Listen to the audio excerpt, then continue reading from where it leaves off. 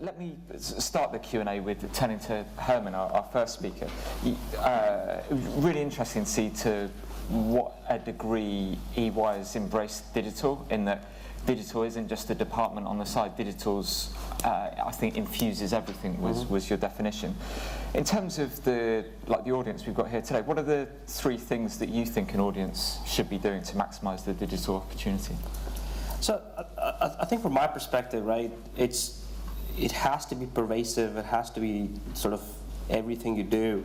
And I kind of go back to, you're going to have that, if you go back to my definition of what I was saying, how you drive innovation, I started with the incremental bit, which actually I think is the most important piece of it. We can out there, make bets on disruptive stuff that's coming down the pipeline, but actually it's what is happening day to day, identifying those bubbles of opportunity where you can think, where you can automate, where you can streamline, where you can do it better. And then in the enterprise, right, having a layer that can identify what are the 2, 3, 4 really good examples and blow them up and make them pervasive. I think that is, fundamentally the most critical piece, you can contribute to your organizations, but also from an organization perspective, I think the focus needs to go on. I think the days of big scale, in our professional service organization, right, big scale, top-down driven, big investment projects are probably winding down, to be frank with you. We're looking at, collaboration. How do we collaborate with our alliance partners? How do we collaborate within our firms? And that's going to drive our innovation. So I think it goes for everybody in the room, is to identify those bubbles and then raise your hand to blow them up in the enterprise. Cool, fantastic. In terms of one of the bits you spoke on was the audit. How much of the audit process can we realistically automate? Sure.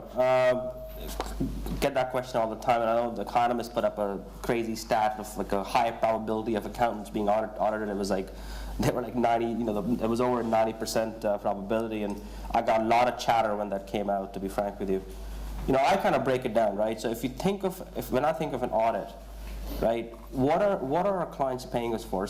They're paying us for using our judgment, interpreting the gray, dealing with really complex issues. Is that going to be automated? In today's technology, it's not. So I pivot and say, okay, if I try to break the audit down, right? If you think of an audit, part of the audit, which is, it's not that it's not important, it's highly critical, is the audit of our clients' routine processes, audit of the fixed assets, accounts payable, all that stuff, right? It's the plumbing of an organization. It's highly important, and it's a vital part of the audit.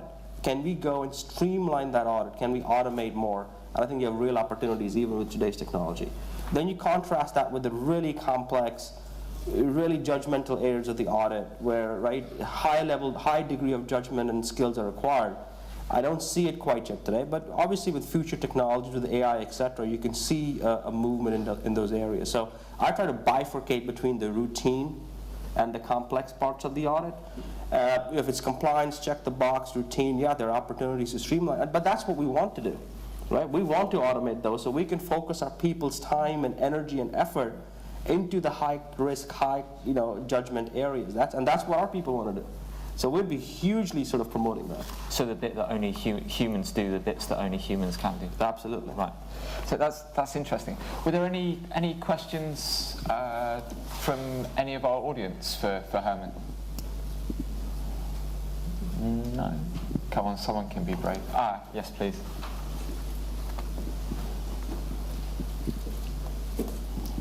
Thank you, sir. Am I on? Yep. So the question I have is more is quite a compelling one, because you mention that essentially there are certain parts that humans are needed, to judgmental areas, the complex areas, seen through the grey. But in terms of getting that level of competence, that experience, that judgment, that all comes with time, comes through training, it comes from experience. If you've got a computer doing that, how is that going to flow through to the next generation? Yeah. And how does that really work? I mean, is that something that means that, is that a real stumbling block, or is that something that you can't replace? Can you really replace learning on the job? I think it's a fantastic question. I think it is a compelling question. And it's a question if you look at, right, we're talking about automation, robotics today, but it's the same question we got when the firm's starting to centralize. In every one of the big four, if you look at them today, have their own shared service centers that you will see a lot of the routine processing happen in an offshore, lower cost jurisdiction. Same question came in as well. If I'm not gonna train my staff to do cash confirmations, then how are they ever gonna learn how to do revenue, right? They have to learn. That's how we all learn. And I think that is a very compelling question, and I think we'll have to address that. We'll have to address the pyramid.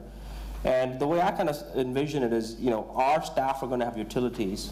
It's not that we're going to pivot them completely away from having to do those audits of those processes, but they'll have better utilities that makes their life easier, right? If you look at what they're doing today to audit those processes today, a lot of that is what I would call data manipulation, data gathering, right? Moving stuff from one part of a file to another, etc. We want to automate those aspects of it, where at the same time still want them to understand there is inherent risk in those lower risk areas, but there is still inherent risk in those processes.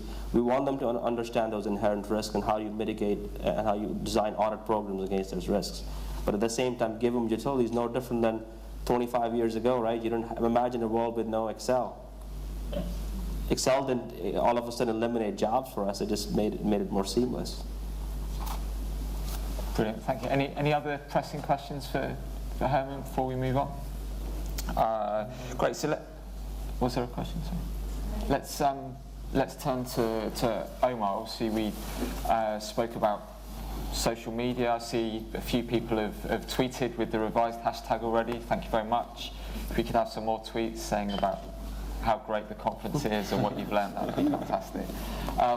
So Omar, in terms of like practical advice for people here, lots is talked about Instagram or Twitter or Snapchat, but what practical advice can you give people? Where can they begin? On social media for accounting? Yeah. For accountants. Well, if you're an individual accountant, I think working on your own, you have to be on social media, in general, monitor a conversation. If you're not on LinkedIn, you need to get on LinkedIn. You need to follow groups, monitor discussions. Whereas again, this conference here is bringing together all of these brains together in one place. But this is happening also online, so it's important to be there as an individual. But as an organization, I think the problem is back home in Egypt, and LinkedIn is not really the best platform to be on is LinkedIn. B2B, you can reach a lot of professionals in terms of recruitment or lead generation or awareness.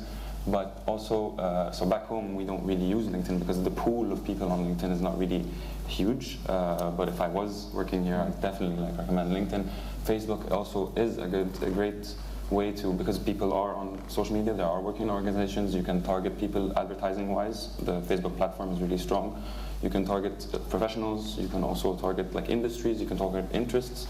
So you can target people who are working in different fields, and that depends on how good your targeting is and how good your digital marketer is, and create a traffic funnel. So people start their journey on Facebook, and they end up on your website. So that's a plus. You got traffic, you got awareness, you've got more beef in the whole process. So that's I recommend mostly these two.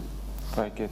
So one of the interesting points that you made was about how social media shouldn't just be viewed as can I pick up clients or not from it, in that there's a learning opportunity, there's a massive recruitment. I know loads of accounting firms recruit through LinkedIn. In terms of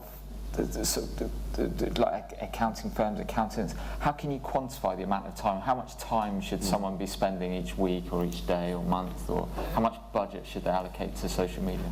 Budget-wise, not really. So there was a Cisco won in 2012. They won an award, won the best performing company on for a rollout of a product, and they saved about $100,000 in the rollout of the product. So I don't know what that translates into budget actually, but that is the cost. The cost of social media is definitely less than traditional advertising. But the other thing is, there was also a really interesting survey by Social Media Examiner, one of the best social media polling websites out there, and they polled about 30,000 professionals in different industries, asking them, well, how much time do you spend on social media? Do you see any increase in your marketing ROI?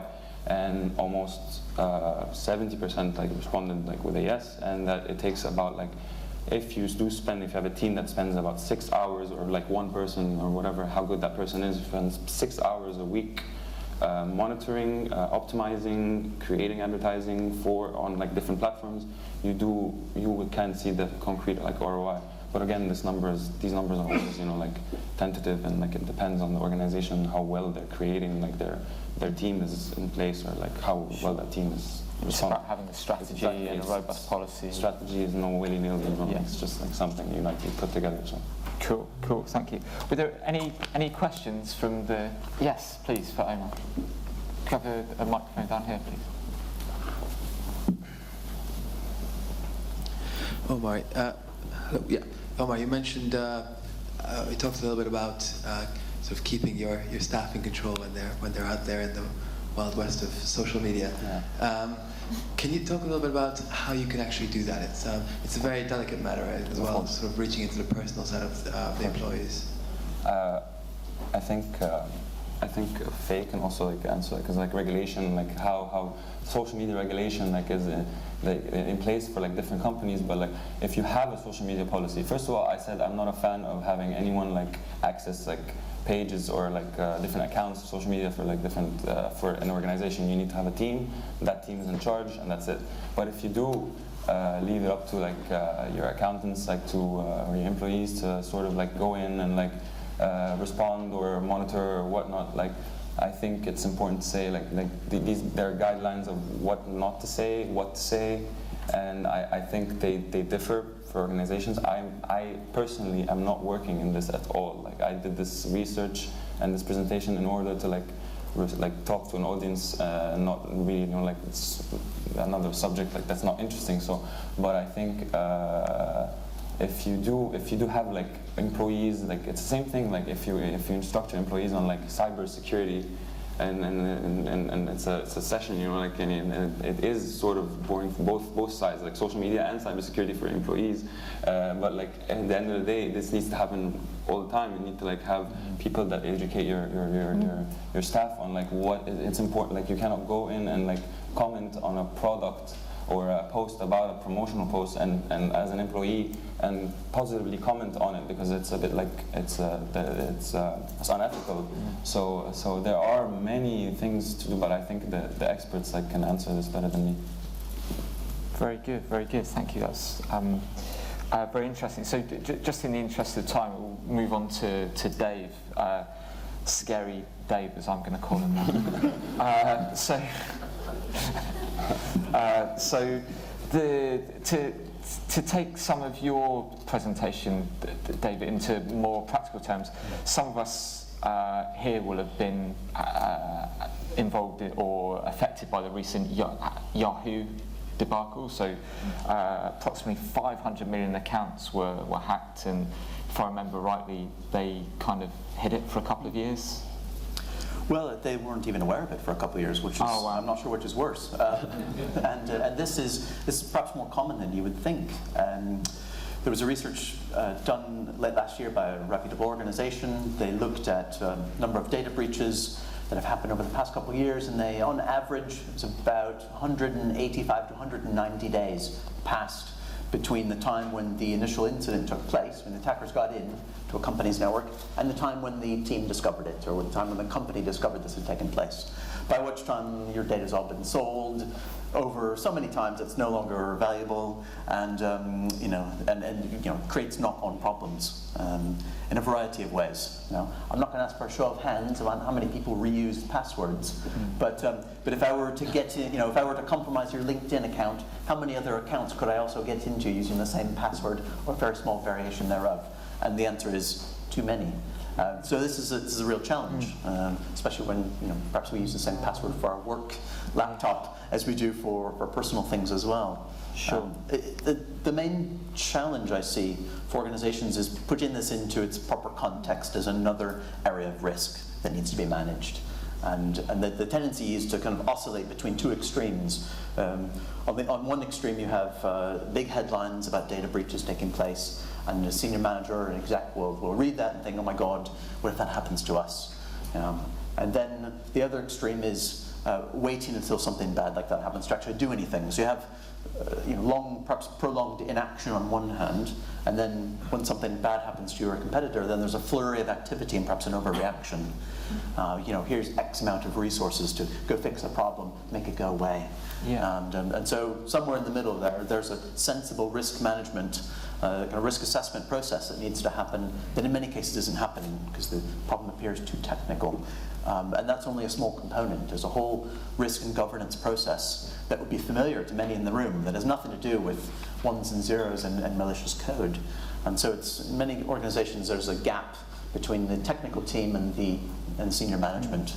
And there's no translation between those saying, here's what this bad thing means in terms of business impact.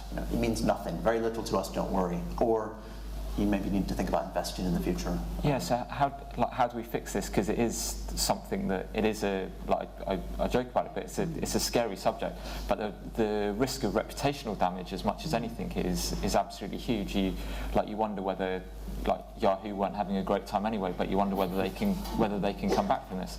How do we fix it? How do we, in terms of the organisations in this room, your clients, where do we go?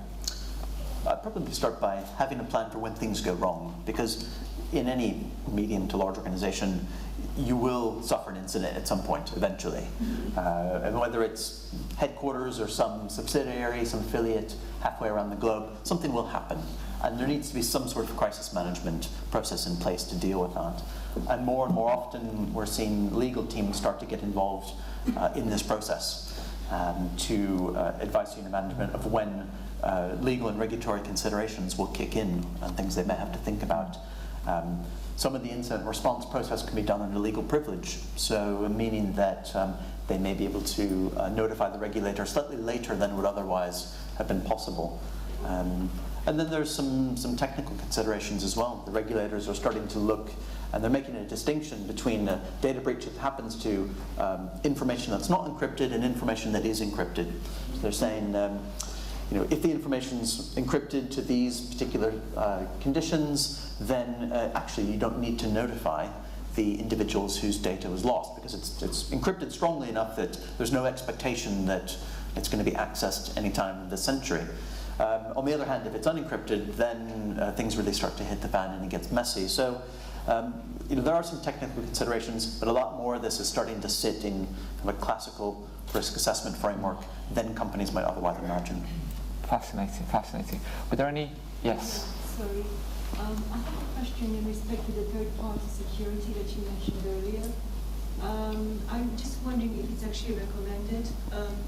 We, for example, in my company, we have an IT team who actually say we are actually protected. However, when I log on to the bank, they actually recommend that I download